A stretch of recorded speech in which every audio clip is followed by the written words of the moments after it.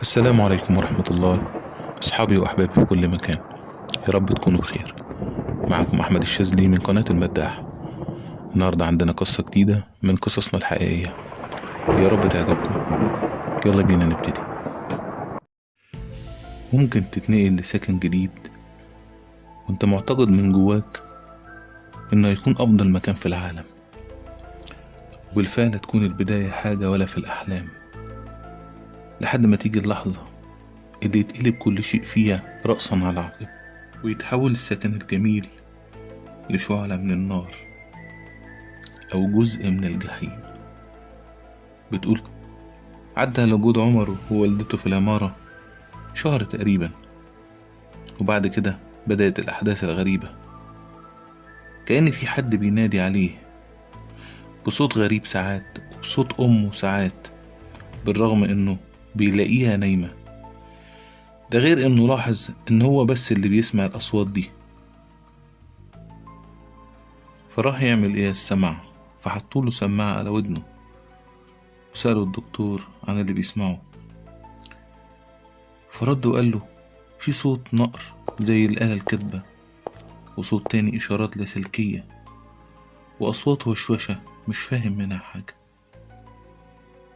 فقام الدكتور بإعادة وضع السماعات مرة تانية عشان يسمع المرة دي صوت ست بتصرخ.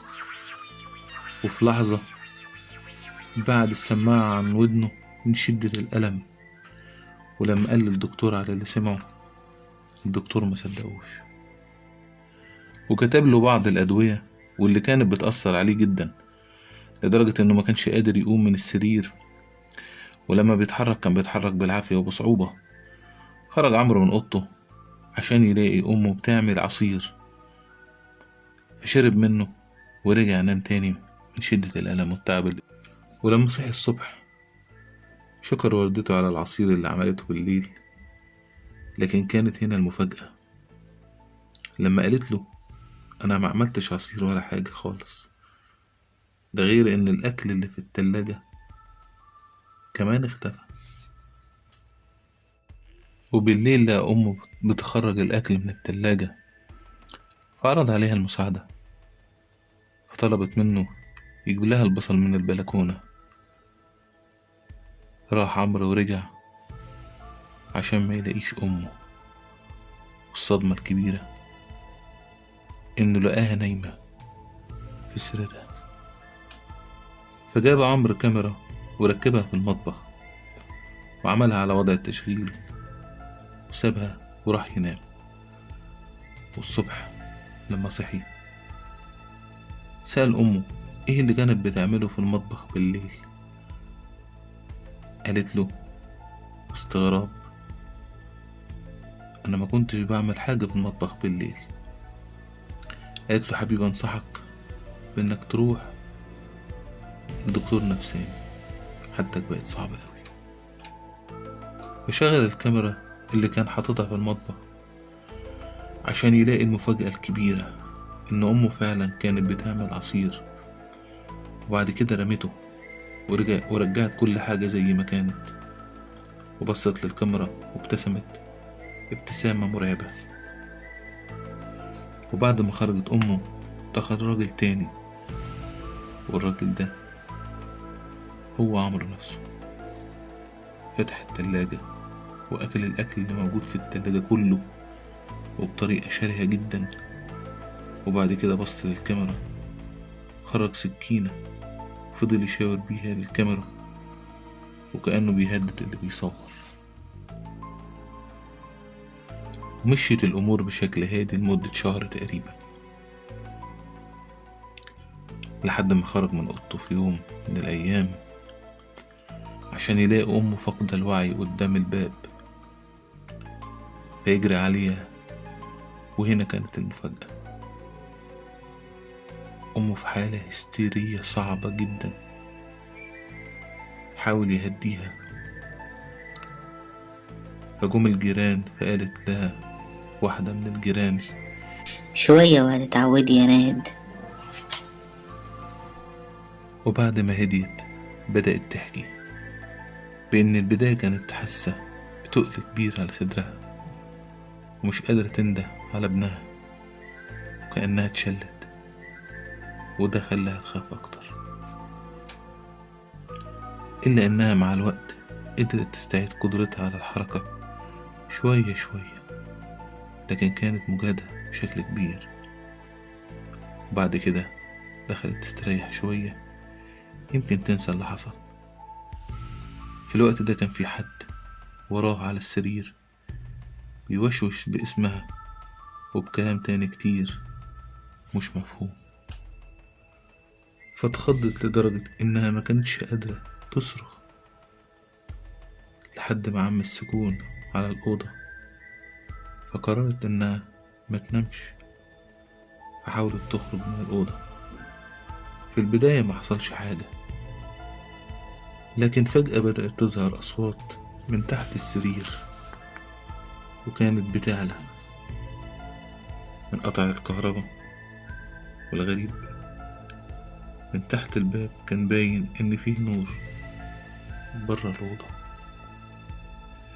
ده غير إنه كان باين كمان إن في حد خارج الأوضة رايح جاي قدام الباب.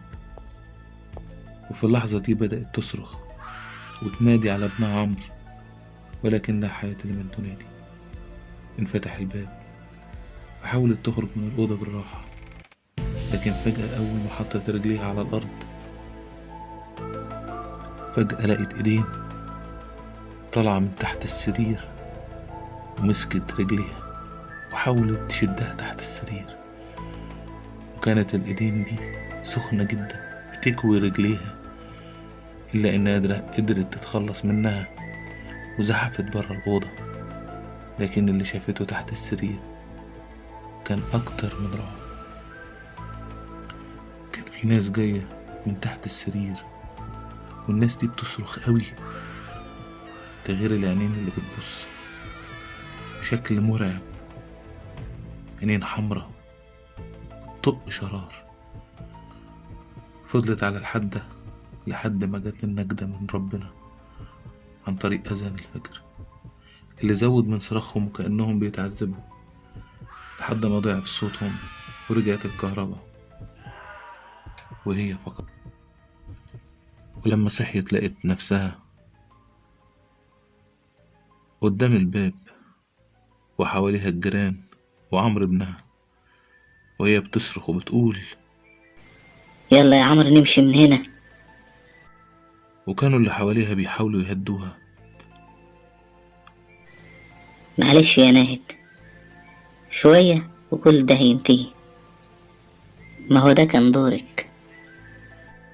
خرجت الأم مع ابنها من الشقة وغابت كام يوم عشان يرجعوا ويلموا حاجتهم عشان يمشوا من المكان خالص.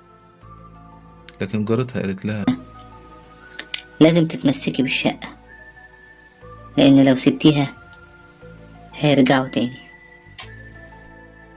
فطلبت منها تشرح لها هي تقصد ايه، عشان هي مش فاهمة معنى كلامها.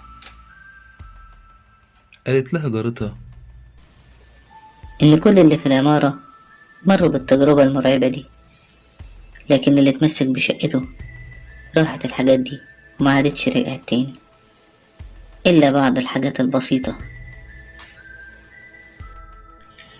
لكن احنا هنفضل وهنتمسك بشققنا وانتم كمان، وهنضغط على صاحب البيت انه ما ياخدش باقي اقساط الشقق عشان هو باعها وهو عارف هي فيها ايه وما قالناش. ده هو حتى ما قدرش يفضل فيها اكتر من 3 ايام، عشان كده لازم نتحد ضده. وبالفعل اقتنعت هي وابنها وفضلوا في الشقة. بتحكي وبتقول فضلنا في الشقة انا وابني، وكنا بننام في اوضة واحدة ونشغل القرآن دايما في كل مكان في الشقة. وبالفعل ما حصلش حاجة تاني إلا بعض الحاجات البسيطة زي سماع أصوات، واللي في الغالب بتيجي من ناحية الحمام. ولحد النهاردة محدش يعرف سبب اللي بيحصل ده كله إلا صاحب العمارة. هل هيجي يوم ويتكلم ويقول الراجل ده عن السبب الحقيقي ورا كل اللي بيحصل ده؟ وبهنا أحبابي وأصحابي في كل مكان نكون وصلنا لنهاية قصتنا النهاردة، قصة عمارة الفزع. وبالمناسبة هي قصة حقيقية برضه زي القصص اللي فاتت. أتمنى تكون عجبتكم، وأتمنى إن انتوا تشاركوني بآرائكم وملحوظاتكم وكل حاجة تخص محتوى أنا بقدمه عشان أستفيد منه وأقدر أطور من نفسي. يا رب تكون قصتنا النهاردة عجبتكم. كان معاكم أحمد الشاذلي من قناة المداح. أتمنى تدعموني بلايك وشير وتشاركوا القناة، وزي ما قلت لكم ده شيء مهم جدا بالنسبة لي. أشوفكم على ألف خير. سلام.